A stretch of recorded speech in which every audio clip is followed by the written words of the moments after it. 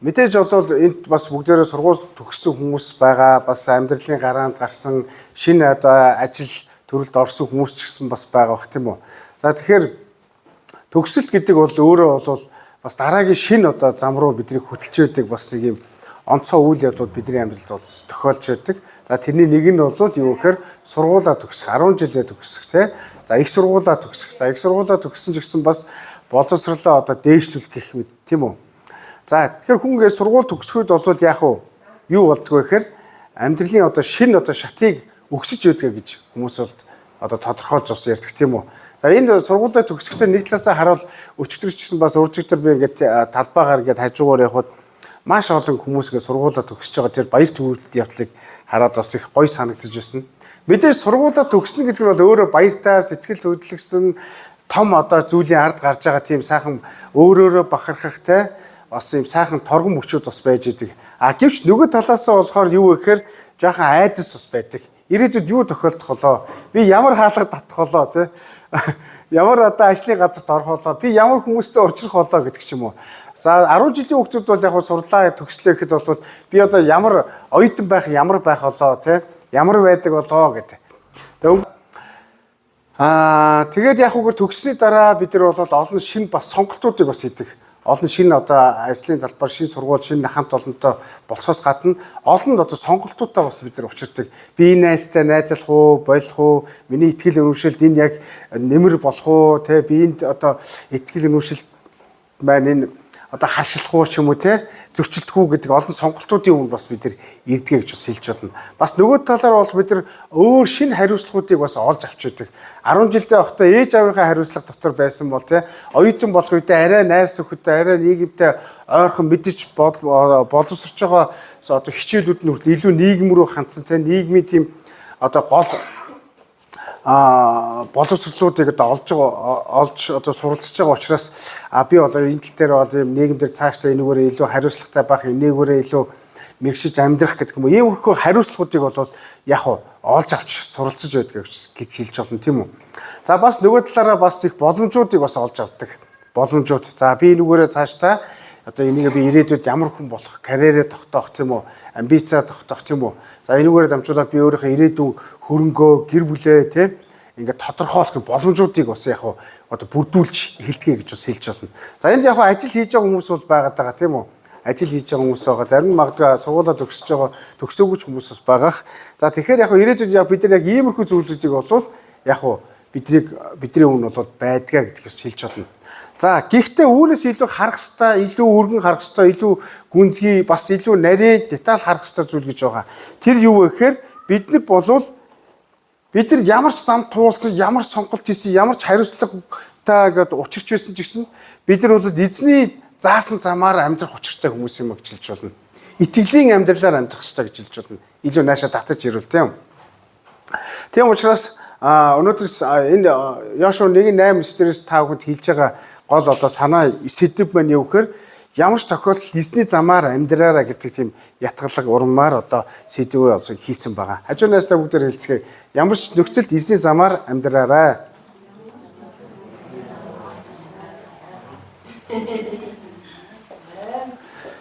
Яг тэгвэл бид нар ямар ч сонголт шийдвэрийн өмнө бол би л өөрөө сонголтыг хийдэг. Би л өөрөө эцэстээ шийдвэрийг гаргадаг. Би л өөрөө эцсийн дүгнэлтийг гаргаж өгдөг. Харин энэ дүгнэлт маань заримдаа сайн байж болно, зөв байж болно, бас онож болно. Гэхдээ бид нар яах ёстой вэ? Илүү итгэгч хүний хувьд бол бид нар Бурхны удирдлага, Бурхны хүсэл дотор, Бурхны удирдамжийн дотор бид нар яах ёстой вэ? Шийдвэр гаргах юм бол өнөөдрийн ишлэл маань бидний амьдралд хүчин төгөлдөр байх болно гэж ярина. Бид нар Йошуа 1:8-9 ишлэлээс харах юм бол хамгийн бид нар чухал үг нь юу вэ гэдгийг та нар бодж үзээрэй. Энд гарч байгаа хоёр чухал үг байгаа. Нэг нь бол чи амжилтанд хүрнэ, нөгөөх нь бол би чамтай хамт байх болно гэсэн үг байгаа. Энэ хоёр үгийг сонсоход хүн өөдрөг байх болно. Эсвэл дотн ямар нэгэн тийм мэдрэмж хамгаалтыг бол өөртөө ингэ төрүүлдэг гэж хэлж болно. Төрүүлдэг гэж хэлж болно. Тийм учраас бид нар эндээс хэд хэдэн зүйлийг өнөөдөр та бүхэн амьдралын турш эргцүүлээсэ гэж хэлмээр. Нэгдүгээрх нь та эзний замаар амьдрахад нэгдүгээрт ямар ч үед ямагт Бурхны үгийг л чамдлан сахиараа гэж хэлмээр. Чамдлан сахиараа. За ишлэлээс харах юм бол хуулийн энэ номыг амнаасаа салгалгүй байж өдөр шөнөгүй үүнийг бясалган үүн дотор бичигдсэн бүхнийг сахин биелүүлээрэй гэж хэлсэн байгаа. Тэгэхээр Библи бол ямар нэгэн тийм гоё мессеж өгдөг тийм те өөдрөг те байдал хүргэдэг тийм ном бол бас биш. Эсвэл ямар нэгэн хувь хүний хөгжлийн тухай ч гэсэн ном бас биш. А нөгөө төлөөр бол тийм шинжлэх ухааны ном бас биш. Нөгөө талаар бас өнгөрсөн үеийн түүхийн ном бас биш. Библи бол юу вэ? Бидний амьдралыг чиглүүлэх амьд одоо луучин гэж хэлж болно. Амьд луужин. Библи ч гэсэн өөрийгөө бас тайлбарлсан байдаг. Амьд үг гэж хэлсэн байдаг. Амьд үг гэж хэлсэн байдаг. Өөрөөр хэлбэл Бурхны үг бол бидний сэтгэл санааг засна. Бидний оюун санаанд хүрнэ.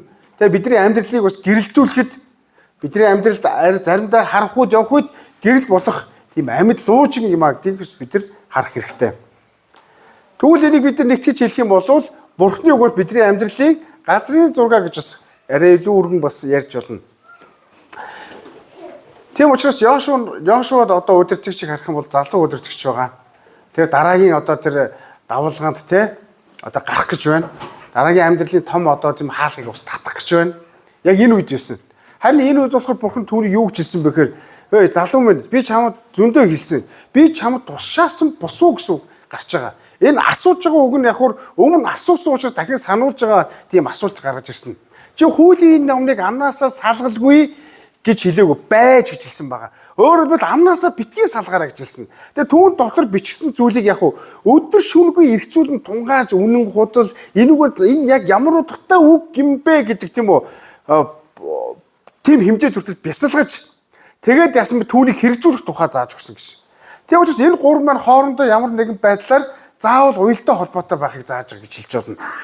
Уялдаа холбоотой. Бид нар амаараа Бурхны үгийг ярьж болно. Гэхдээ хэрэгжүүлэхгүй бол бид нар Бурхны үгийг цээжилсэн байж болно. Гэхдээ та түүний талаар бясалгахгүй байна гэдэг нь танаас хэрэгжүүлэлт гарахгүй гэж хэлж болно. Өөрөөр хэлбэл та амандаа үргэлж Бурхны үгийг байлгаж сахиж уншиж тунгааж бясалгах юм бол таны амьдралд яхаарахгүй Бурхны үг яг хэрэгжих болно гэсэн утгатай зүйл юм. Бас тэр Бурхны үг танд ач тусаа, ашиг тусаа нэмэр тэр хүч чадлаа танд үзүүлэх болно гэдгийг тунгаглаж байгаа гэсэн утгатай зүйл юм. Йошуагийн харъя. Йошуа бол залуу гэж ярьсан тийм үү? Тэр өнөөдрийн тэр амжилтанд хүрсэн шалтгаанд юутай холбоотой байсан бэхээр тэр ерөөсөө өөрийнхөө хүч чадлаар, өөрийнхөө оюун ухаанаар өчнөө янз бүрийн сурч мэдсэн зүйлээр биш. Бурхны үгэнд төвлөрснөөр тэр амжилтанд хүрнэ гэдэг Бурхан түүнд дахин сануулж байгаа гэсэн үг байхгүй. Дахин сануулж байгаа. Йошуад энэ үгийг Бурхан хизээ хэлсэн бэ? Бид нар өмнөх контекстд түүхүүдийг харах юм бол Йошуад зориулсан үгнүүд их байдаг. Мосегаар дамжуулж хэлсэн үгнүүд бас байж байгаа. Тэгвэл нэгдүгээр үлдээс харах юм бол Йошуа Мосе байхгүй болоод Бурхан өөрөө бүтэл хэлсэн байгаа түүх гарч байгаа. Тийм учраас яах ёстой вэ? Итгэгч хүн итгэлийн амьдралаар амьдрахад хамгийн чухал үндсэн хүчин зүйл бол Бурханы үг юм а гэж ярьж байгаа. Бидний амьдралд олон асуудлууд тулгарнаа. Заримдаа бид нар яг бодсон сансандаа хүрэхгүй байх тийм мэдрэмжүүдийг бид нар бас авах болно. Хичээ зүтгэсэн ч гэсэн хоосон мэт мэдрэмжүүд танд ирж болох юм а гэж тохиолдож болох юм. Би яах гэж энэ замаар алах вэ? Надад яагаад ийм зүйл тохиолдчихгүй гэсэн танд иймэрхүү асуудлууд тулгарч болох юм. Энэ үед хүн ийм зүйл бодож эхэлдэг. Би хинтээ уулзах вэ? Би хэнийг сонсох вэ? Би хинт ярих вэ? Хин намайг илүү мэдэж ойлгох вэ гэж. Би энэ мэргэжлийг яаж сонгох вэ? Би хинтээ нөхөрлөх вэ? Би хэний үгийг дагах вэ? Ирээдүйн маань тодорхойгүй байна. Уул надад харуулсан зүйл тодорхой байгаа шүү дээ. Гэхдээ би яаж илүү тодорхой мэдэх байдаг асуултууд хүн болгон тулгардаг асуудлаа гэдэгт эргэлзэхгүй. Тэгвэл би танд хэлье.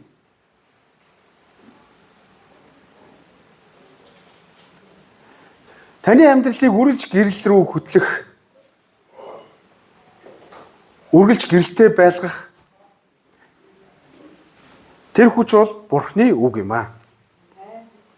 Таны амьдралын бүх гарц гаргалгаа нууц олол түүний үгэнд байгаа гэж ярьж байгаа. Хүмүүс яагаад итгэлийн амьдралдаа Бурханд заримдаа гомдолдог вэ гэхээр эсвэл хүсэл мөрөөдлөө гээдэг вэ гэхээр хичнээн итгэлтэй ч гэсэн Бурхны үгийг уншдаггүй. Өнгөрсөн 7 хоног та бүхэнд биеийн талаар сургаал зааж өгсөн. Есүс Христэд итгэдэг мөртлөө Есүс Христийг дагдаг хүмүүс гэж байдаг. Мөн үү? Өнгөрсөн 7 хоног бид нар ариун сүнсний цуврал хичээлийн талаар одоо ярьж байгаа. За та чинь бас боломжтой сонирхож болно. Хүмүүс ер нь байж чуулганд явахдаа ариун сүнсний талаар мэдэх, ариун сүнсний хүч чадлын талаар мэдэх хоёрыг аль нь дээр илүү анхаарал тавьдгийг гэж асуулт байгаа. Гэтэл бүгдийнх нь ариун сүнсний хүч чадлаар сонирхдог. Идгэрэх, гайхамшигыг түүнийг сонсох, түүгээр хэлгийг бүр сүүлдээ түүний тийм хүмүүсийн залбирлыг харахад ариун сүнсээ чи тэгээч гэж иймэрхүү байдлаар өөрчлөгддөг.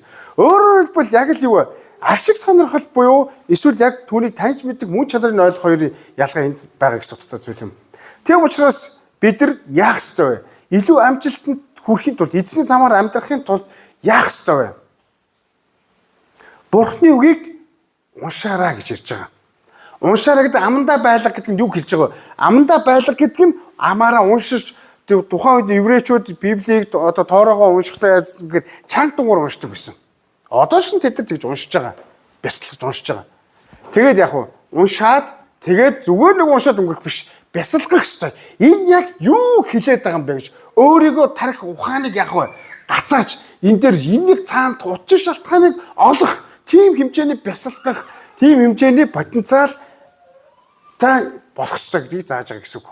Тэгэх юм бол чи амжилтанд хүрнэ. Тийм учраас Бурхны үг зүгээр мэдээж амьдрах түүнийг одоо тунгааж амьдрах хоёрын ялгаа бол үүнийг ярьж байгаа гэсэн утгатай зүйл юм аа. Бурхны үг бол өөрөө амьд хоёр талтай эртэж гэж хэлсэн байдаг тийм үү? Бурхан биднээс юу хүсдэг вэ? Бурхан биднээс юу хүсдэг вэ? Бурхан биднээс тэр биднийг ухаантай байхыг хүсдэг шүү. Хулчгар биш. Аимгай биш. Юм боддог, юмны учир начрыг ойлгохгүй байхыг тийм амьдралыг биднээс хүсдэг. Харин яг ухаалаг байхыг хүсдэг. Илүү юмыг боддог байхыг хүсдэг.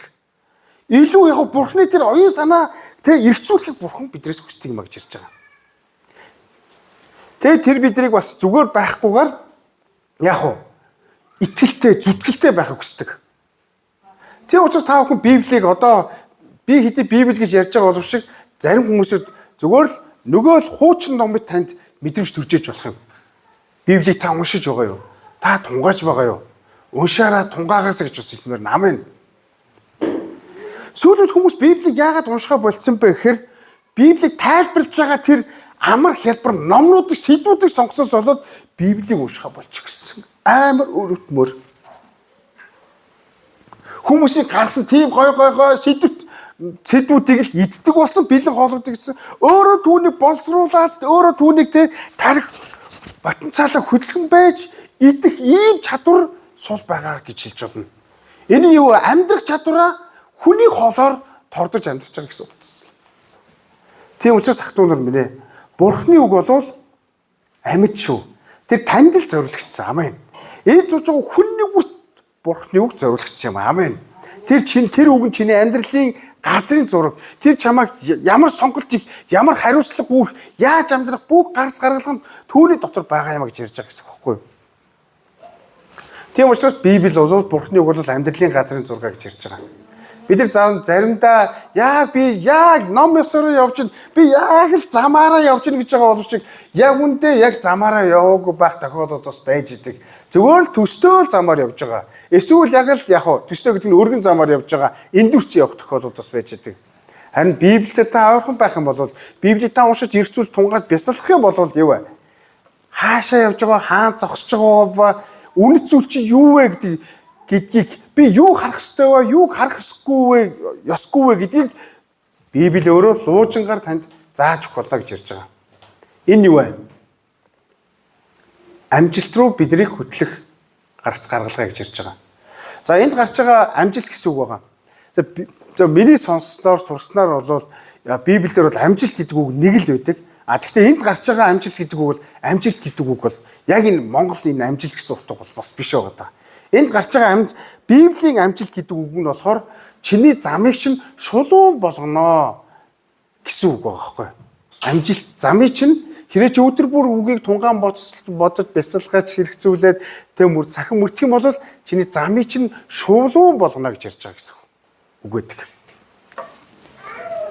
Тэгвэл бид нар яагаад өдөр шөнөгүй түүний үгийг тунгаан бодох ёстой вэ? Бид нар өдөр болгон сорилттой тулгардаг. Өдөр болгон шийдвэр гаргах асуудалтай тулгарч идэг. Өдөр болгон миний сэтгэл санаа өөрчлөгдөж идэг. Өдөр болгон миний оюун ухаан янз бүрийн зүйлүүдийг бодож өгдөг. Түүнээсээ болоод бид нар эргэлздэг. Тийм учраас өдөр болгон Бурхны үгийг тунгаах хэрэгтэй гэдгийг бидэнд зааж өгч байгаа юм аа. Та сургууль төгслөө, та ямар нэгэн ажлын карьертэй гарснаа дараагийн ажил руугаа очлоо гэж бодоход ч гэсэн тэглээгээс Бурхны үгээ тунгаан бодохгүй байна, эргцүүлэхгүй байна гэдэг нь бол танд алдаа байгаа гэж судалтай зүйл юм.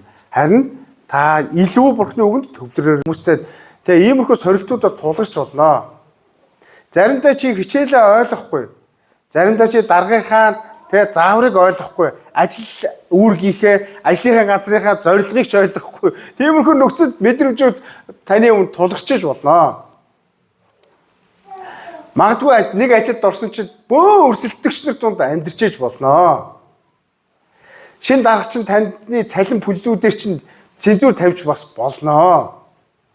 Тийм үү?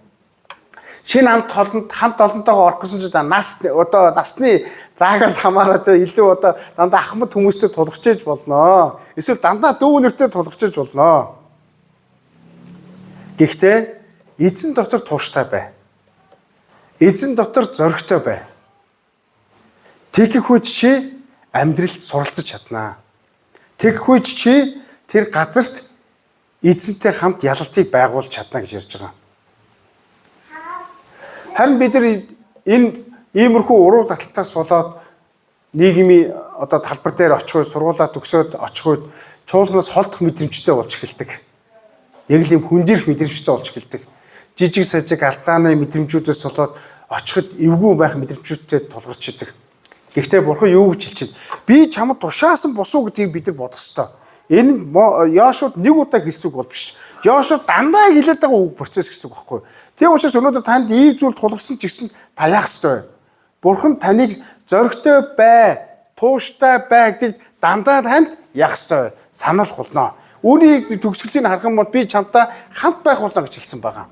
Чи тууштай бай, чи ганцаараа биш гэдгийг бол Бурхан бидэнд зааж өгч байгаа гэсэн үг байхгүй юу? Тийм учраас ах トゥ нар минь ямар ч мэдрэмж төрсөн, ямар ч асуудал тулгарч ирсэн итгэлээ сахидаг хүмүүс болоорой гэдгийг урамшуулж байна. Итгэлээ сахина гэдэг нь бол зоригтой байгаа гэж юм. Итгэлээ сахина гэдэг нь бол тууштай хүний бүс чанар юм а гэж хэлж болно. Таны зоригийг мөхөөх, мохоох зүйлсийн эсрэг зоригтой байгаарай гэж хэлмээр нь. Итгэлтэй байцгаая. Мөн уйдгартай мэд санагдчихж магадгүй, утгагүй мэд санагдчихж магадгүй, тийм үү? Зүтгээд ахад ямаргүй мэд санагдчихж болно. Гэхдээ Бурхны амлалтыг санаарай. Бурхан юу гэж хэлж байгаа вэ? Бүү ай гэж хэлсэн байгаа. Бүү зочирт, бүү шамтар. Хаа явсан газар чинь чиний Бурхан эзэн чамтай хамт байх болно гэж хэлсэн байгаа. Чамтай хамт байх болно гэж хэлсэн. Тийм учраас бид нар жоохон юм сөрөг мэдрэмжүүд төрөөд ирэх үедээ, сөрөг ийм хандлагууд аваад эхлэх үедээ, сөрөг орчинд ороод эхлэх үедээ Бурхан нь хайчсан бэ шиг ганцаардаг мэдрэмжтэй хандлага үзүүлж эхэлдэг. Харин Бурхан бол хизээж таныг хаяхгүй, орхихгүй гэж Еврей номдэр бас дурдсан байдаг ч тийм үү? Тэгвэл тууштай байх нь зоригтой байх нь ямар нэгэн бие махбодын зөвхөн бие махбодын тухай бол асуудал бол биш ээ. Хичээ зүтгэх тухай асуудал бас биш. Энэ бол сэтгэлийн сэтгэлийн хатын тухай ярьж байгаа гэсэн зүйл юм. Тийм учраас өөрийн зүрх сэтгэлээ бүгдээрээ итгэл рүүгээ төвлөрүүлж эхлэх үед бид нар яах вэ? Тууштай байж чаднаа. Ялангуяа Христ итгэж хүмүүс нийгмийн талбар дээр тууштай байх чадвараараа онцгорох ёстой. Ер нь бол онцгордог л доо. Онцгордог. Бурхан итгэх үед хүнд юу ирдэг вэ гэхээр зориг орж ирдэг. Эргээд хэцүүсэн ч гэсэн урагшлыг гэдэг тууштай хүч чадал сэтгэлийн дээр хат орж эхэлдэг гэж хэлж болно. Бидний өөрсдийн сэтгэлд, өөрсдийн оюун ухаанд хязгаар байгаа тийм үү? Сэтгэл зүйчд нь ч гэсэн бас хэмжээс байгаа ш тийм үү? Харин бид нар үүнийг мэдэж эхлэх үед, ойлгож ухаарч эхлэх үед надад Бурхны хүч хэрэгтэй юм байна гэдгийг бид нар ухамсарлаж тэр хэмжээгээрээ бид нар яг хуу тууштай бөгөөд зоригтой болж эхэлдэг гэдгийг хэлж байгаа гэсэн үг юм. Дараагийнх нь 8 дээрс харах юм бол юу гэж хэлж байна? Хуулийн номыг амнаасаа салгуулгүй байж өдөр шөнөгүй түүнийг бясалхан дүүн дотор бичигдсэн бүхнийг сахин биелүүл тэгвэл чиний зам өөдөлч чи амжилтанд хүрнэ гэж ирсэн байгаа. Амжилтанд хүрнэ. Хүмүүс энэ ишлэлийн хамгийн дуртай хэсэг нь бол энэ өөдөлж дэвших амьдрал амжилтанд хүрэхийг илүү чухалчилдаг. Мэдээж энэ бол маш хэрэгтэй зүйл юм аа. Тэгэхээр та бүхэн амжилтын талаар ойлголтууд янз бүрийн одоо афоризм ч юм уу те янз бүрийн алдартай хүмүүсийн үгээд эсвэл янз бүрийн сургалтуудад бол энэ талаар их суралцсан баг. Олон хувийн хөгжлийн хичээлүүд ерөнхийдөө дийлэгнүүд Христ итгэж алдартай лекторудаас гарсан баг шийдтэй байдаг. Тэгээд тэр нь яваандаа Бурхныг нь аваад Библийг нь аваад яг одоо ингээд амжилт гэдэг үгнүүд нь яасан бэ? Хүмүүст одоо уулзлаа. Хамгийн одоо эд хөрөнгөтэй өндөр байр суурьнд байгаа хүмүүсийг хэмжих амжилттай хүмүүс гэж хэмжихийг оролцдог тийм үү? Харин Бурхан бидэнд бол амжилтны талаар өөр шалгуурыг болвол тавьдаг. Тэр зүгээр зүрхийг хардаг нэг юм. Зүрхийг хардаг. Тийм учраас бид нар яах ёстой? Бурханы үгийг дагаж зөв амьдрах ёстой. Энэ хүн яг л миний үгийг дагаж амьдрч байна уу? Энэ хүн яг л өөрийнхөө ажил амьдралыг те өөрийнхөө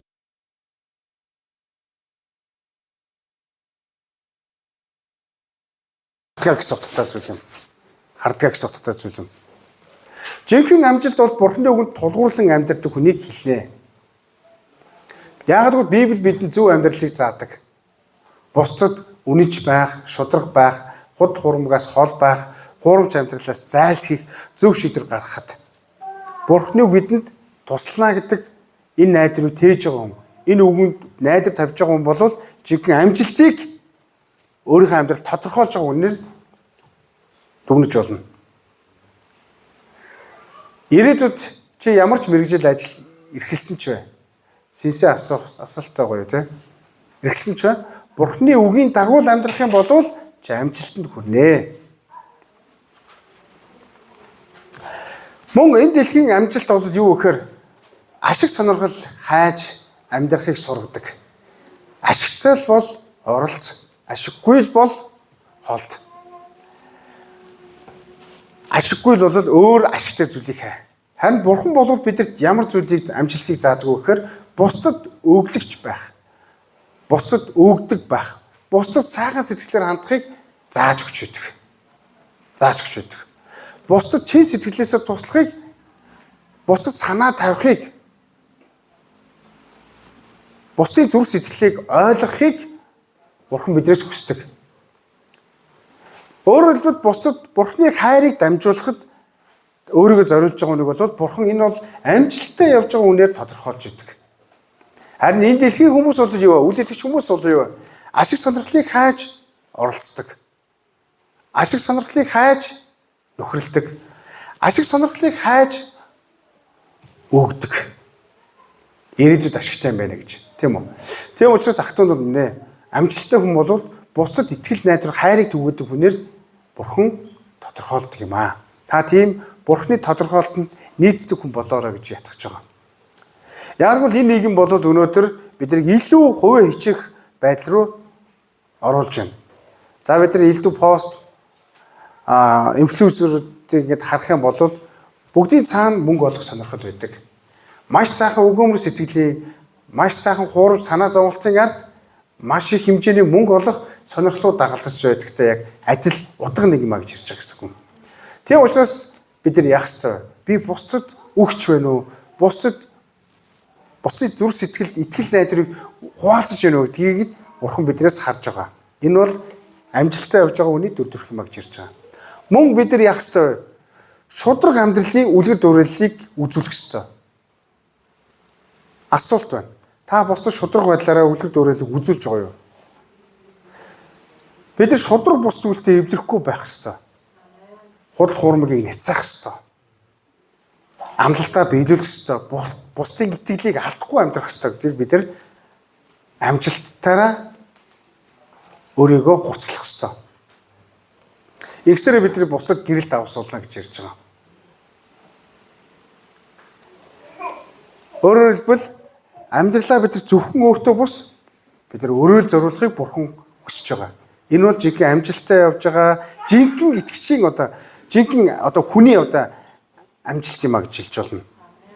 Тэгэхээр одооноос дүгнээр та өөрийнхөө хүсэл сонирхол зорилгын төлөө, ашиг сонирхлын төлөө те Бурхны нэрийн төлөө нэрийг хэрэгжилж амьдарч байна уу те? Тэрний төлөө залбирч амьдарч байна уу? Тэрний төлөө үйлчилж те хуваалцаж амьдарч байна уу? Харин яг чин сэтгэлээсээ Бурхны төлөө үйлчилж амьдарч байна уу гэж. За бид нар ариун сүнсийн онолын талаар чухал сургалт явж байгаа. Хүмүүс үнэндээ ариун сүнсийн талаар мэддэг гэсэн боловч яг үнэндээ түүч түүний талаар сураагүй байх тохиолдол ус байж байгаа. Тэгээ би нэг ээжийн жишээ ярьсан. Хүмүүс ээжийн талаар хоёр төрлөөр боддог хүмүүс байж болох юм а гэсэн кейс ярьсан. Нэг нь болохоор ээжигээ бодохдоо ээжтэйгээ хайртай учраас ээжтэйгээ хамт байх. Тэ? Ээжигээ халамжлах, ээжтэйгээ ярилцаж, нөхөрлөлийн төлөө хамт байхыг талаар боддог. Харин нөгөө хэсэг нь болохоор ээжийн талаар бодохдоо ээжтэйгээ байхдаа ээжээрээ хүүхдээ харуулах, хоол хийлгэх, туслуулах те ашиг сонирхлыг нь харж явах ээжтэйгээ хамтдах те хайртай гэж байгаа боловч яг үнэндээ эндүрсэн буй төөрөлгүй зөвөр л ашиг сонирхлын төлөө ээжтэйгээ байх тохиолдол хүмүүсээс байдаг. Тэгвэл бид нар бас өнөөдөр Бурхны талаар амжилтын талаар бодохдоо Бурхан амжилтын талаар яг юу гэж дүгндэг вэ гэдгийг бид нар маш эрүүлэр цооролэр тэмдгээр нүур тулах хэрэгтэй.